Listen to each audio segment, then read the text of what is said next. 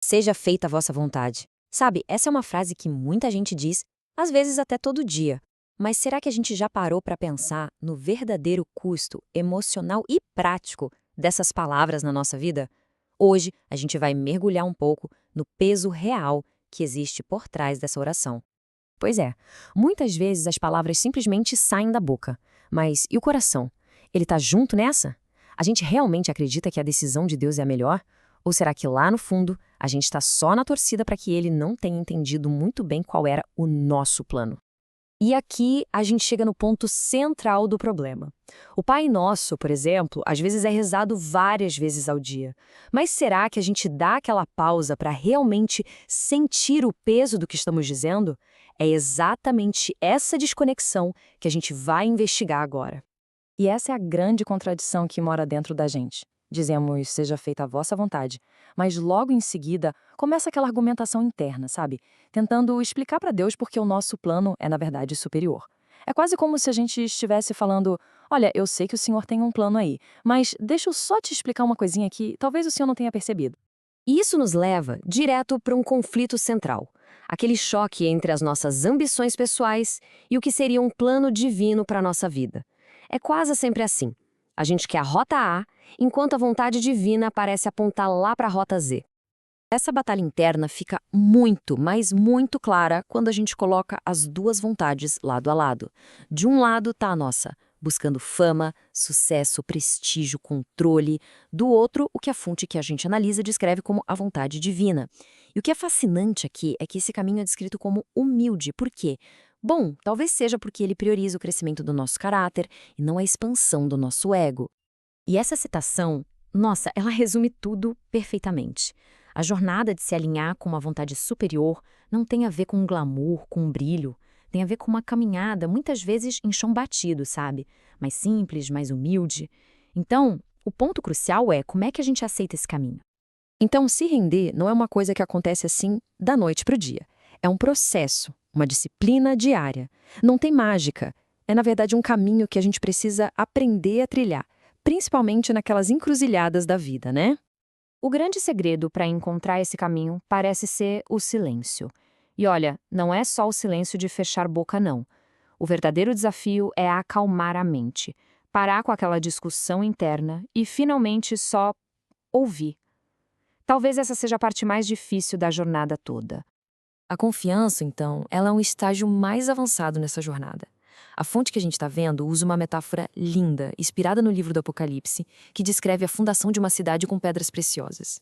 A primeira base é de jaspe, que simboliza o autoconhecimento. E fez todo sentido, né? Como confiar em algo se a pessoa nem se conhece? A segunda base é de safira, que representa a autoaceitação. Ou seja, só depois de construir essa base interna, de se conhecer e se aceitar, é que a verdadeira confiança em um poder superior pode começar a nascer.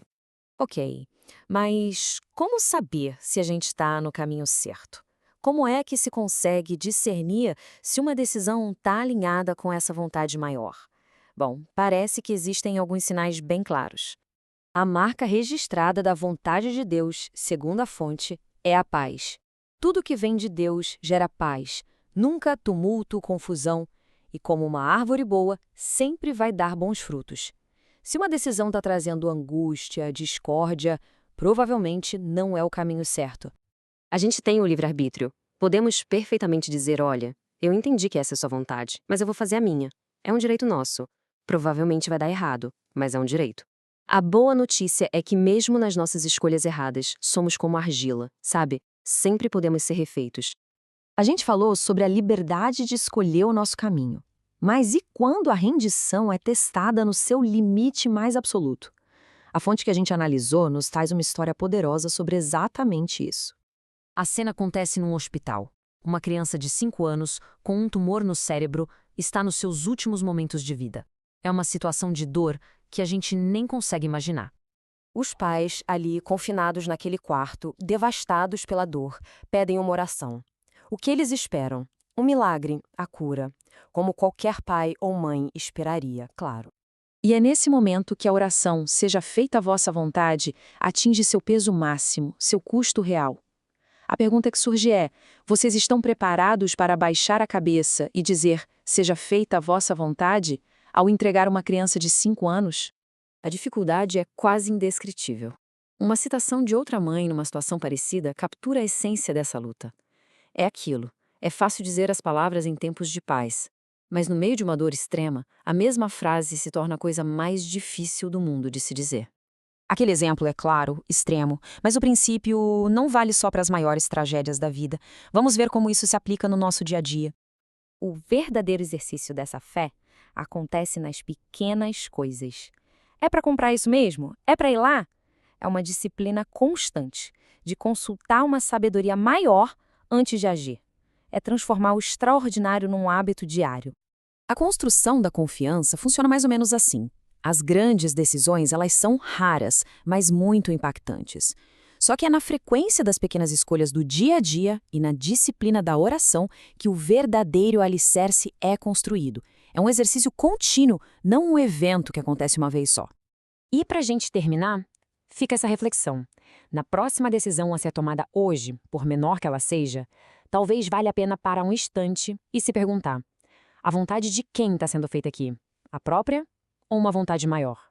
A resposta? Bom, a resposta pode mudar tudo.